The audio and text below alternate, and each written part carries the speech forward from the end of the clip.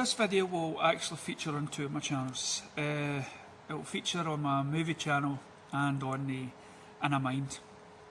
Why? Because these films, one old, one relatively new, has something to do with life, your mental health and death and just everything. And these films are one, you're going to laugh, it's called The Beaver. A film where Mel Gibson has broken down, he's gone through, you could say, a mental breakdown, and he puts his other self into a glove puppet, and it's like a bandage for him. And he gets through life a bit better, knowing that the beaver has his, and well, I say the beaver is an animal, okay?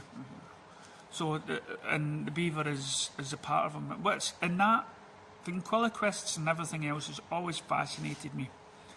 Ever since I was growing up, there was a character, there was the old horror movie where the mannequin dummy would come alive, and you don't know if the ventriloquist he's the actually crazy person, or the mannequin was actually, the puppet was actually a living thing, like Chucky. And then it transcended onto the Batman villains, the ventriloquist with Scarface. How the ventriloquist could be knocked out, but the glove puppet would still be active.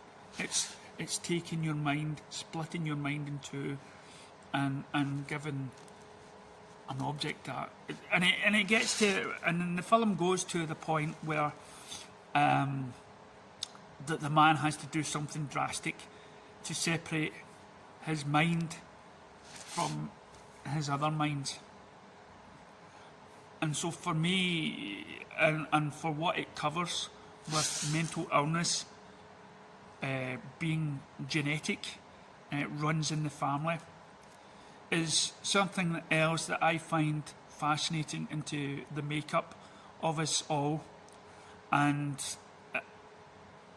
like I've always said, that when we are put into these sort of bodies, we are, it's the body is a car, and sadly enough we don't get to choose the car sometimes, and it may not be operating the way we think. And this is why some people are either born the wrong way, or they're handicapped or anything else, but it's the consciousness inside us, and it's just trying to fix itself. And there is something deep inside us that will always be us, but somehow along the process some breakages is done.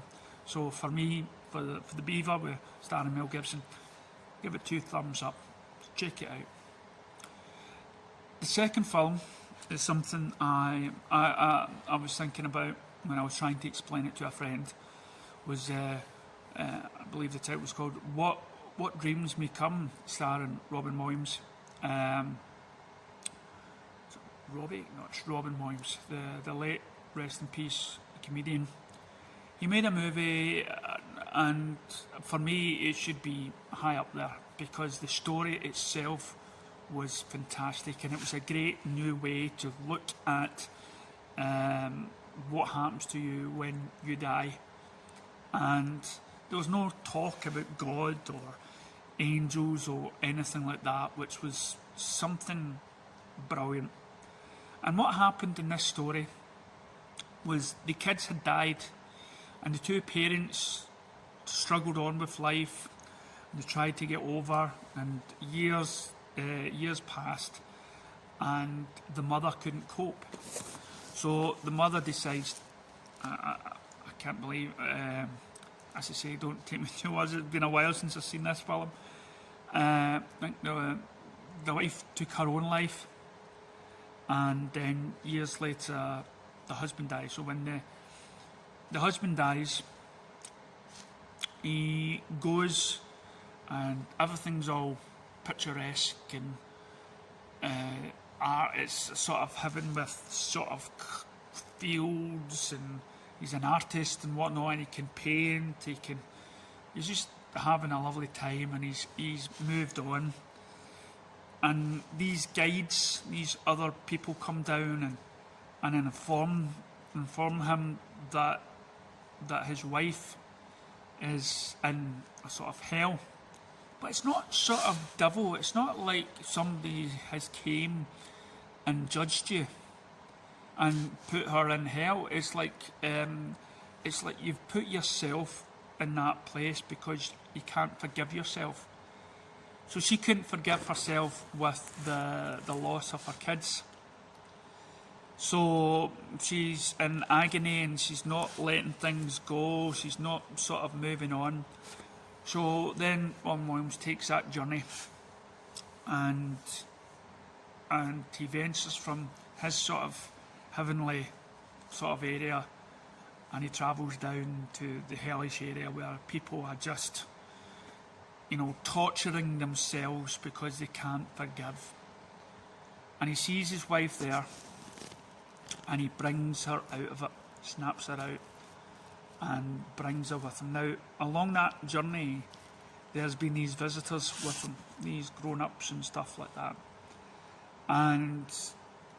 But what you find out, that these people that have been guiding him were his kids. And the fact that their kids have sort of moved on with their life, has accepted and is, they've got a choice. They had the choice of going back down to be reincarnated to someone else, or their job, or choose to do what they're doing just now and be a guide for their souls to tell them, how to go about things. And I thought that has been sort of my philosophy for the last year or so now, looking into the supernatural and the paranormal and reports, and I thought that film summed it up very well. And so the two beings, so the man and the woman, then again, because of the sort of mistreatment that happened in their life, Robin and his wife goes back down to earth, in the hope to find their soulmate again. And as I say, the kids had moved on. They're no longer those people's kids. They've moved on to the next life, or the next duty that they felt. And I thought that is a fantastic movie, and I think it's great to consider that as a possibility of what can happen. So for that, please check out What Dreams May Come. And again, for that film, I give it the 2 thumbs up.